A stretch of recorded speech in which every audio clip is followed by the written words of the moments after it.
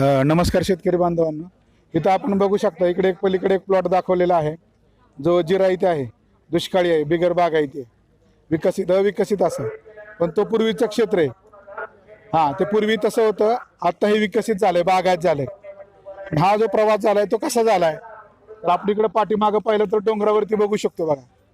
तर तिथं डोंगरावरती आपण समतल चर खाणलेत पावसाचं पाणी अडवण्यासाठी. नंतर गळींमध्ये दगडी बांध बांधलेत आणि गळी जशा मोठ्या झाल्यात तसं खाली बंधारे बांधलेत. वेगवेगळ्या पद्धतीने वेगवेगळ्या ठिकाणी आपण पावसाचं पडणारं पाणी अडवलंय, मुरवलंय, जिरवलंय आणि खाली विहिरींना आपण पुनर्भरण करून पाणी ते साठवले.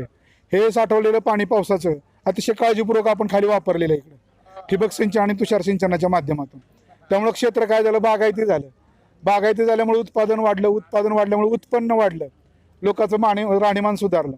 आता ह्या बागायती क्षेत्राला आपण इथं कृषीपूरक व्यवसायांची जोड दिली. इथं फळबाग लागवड आहे, त्याच्यानंतर त्याच्यामध्ये आपण मल्चिंग केलंय.